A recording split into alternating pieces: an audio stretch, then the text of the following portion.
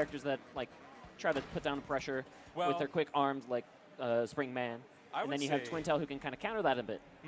I would say that Twintelle is very similar to Springman in that her movement option is also a defensive option, but you can use it for pressure. And we got the double chillas coming out here for Hess. That's another pretty standard thing we see, but okay, Meow gonna get the first hits. Ooh, but wow, nice okay, trading out. All right. Slowing things down a bit, taking their time, but all right, here comes Meow again, getting this grab in. He's opening up a small lead here on the Muscle Beach. Buster Beach. Buster Beach. Hess is looking a lot more punch happy than usual. He might be afraid of this pressure, or at least he might be trying to get him away from him. Because I know he likes to kind of hang back and use that aura. And there's the rush, and that'll connect for big 290 damage. But they're going to go for this grab in the corner, trying to corner Twintelle a bit, make it a little harder for her to mix up. But as Twintelle tries to advance, she gets hit by the counter punch. That's going to be Meow getting the first game. Yeah, that was pretty quick. And it always is. Similar arm layouts here through this second round. Oh, but the quick answer coming out. Yeah, this is pretty much the sort of arm set you would expect for this matchup. Double Chilla is always great, especially against Springman, because you can lock him down and keep him from using his reflect. This is a great answer from Hess. He hasn't taken a single point of damage. Actually, that might be a sliver. It's kind of hard to tell exactly how much damage he's taken, but there's the big swing. And that's all very close to a perfect, if not a perfect. That's an honorary perfect. He maybe took like 5 damage chips from like just a glancing blow or something. Switching to double glove, not a bad idea. Tribolt is normally really good, but it did get a nerf recently, so it is a little bit slower than it used to be. Wow, that connected for 260. That's not too bad. Meow felt pressured. He really wanted to get out of that corner situation, but that was a perfectly timed super coming into play. And Hess has a good lead, but this grab is going to start to turn things around. Springman pushing forward. Yeah, he's starting to go on the offensive again. Hess moving forward, very unusual. Oh, and his block got very damaged there. You see the warning signs coming out here for Hess. But now the trade. This is a scramble of a game. Yeah, pushing him to the glow ground. He's going to try and get him in a pocket like he is right now.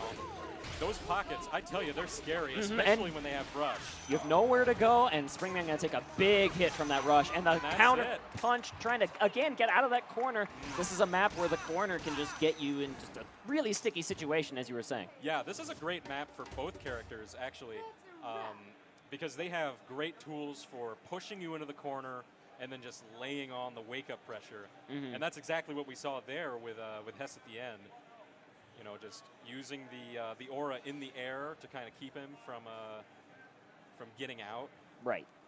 You can just keep someone in the corner, like making them not want to press a button at all. And then when you don't press that button, that's when the counterplay comes in. Yeah, that's when you get grabbed. And that's that little rock, paper, scissors kind of rotation that you see in every single fighting game, but in ARMS that's exemplified just due to the pure power of every single option against the other. For sure, yeah. And oh, Meow is switching to Max Brass, which is his other main. Very similar character, but he has the ability to buff up, so he gets armor against uncharged attacks. So that'll. I think he'll play a little bit more defensively. He's going to want to get that buff like that right at the very beginning.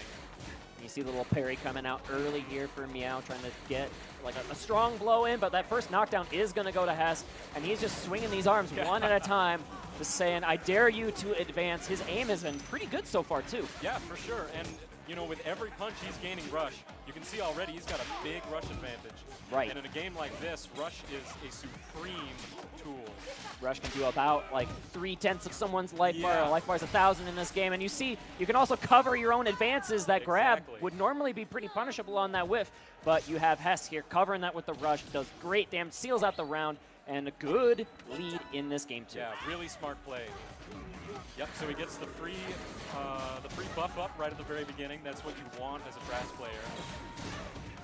Using these nades to really pressure Twintelle, you know, that's the thing, is explosive arms work great against characters like Springman and Twintelle, you know, all the aforementioned characters with those movement options, because the explosions just lock them down.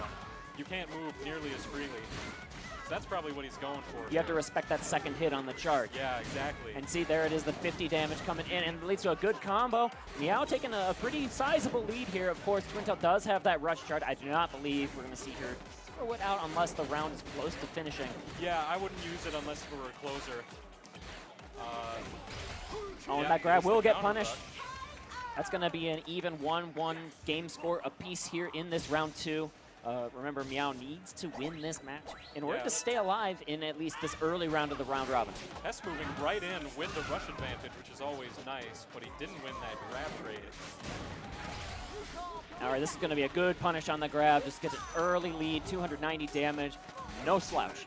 Wow, that was a great grab out of the corner. And he gets the 2 punches right down the center. And these freezes coming into play again. Going to be the mix-up. Am I going to grab? Am I going to throw 2 arms at once? I'm going to dare you to move out of there.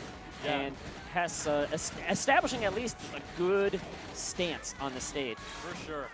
And he's just throwing out those arms. He's not even afraid. He wanted that rush, and he's not going to get it. The fact that every punch you throw, whether it lands or if it gets blocked, gives you rush. That encourages aggressive play in a game that would otherwise just really be about defensive play, like waiting for your opponent to do a throw and then react. So we see that definitely come into play here for the Twintelle player, and it's just going to take one more hit. There it is. That is going to be Hess taking the 2-0 victory. Great play by both players. Hess looking as good as always, though. Yeah, you see it at a high level, a lot of players will, when they know they're kind of safe,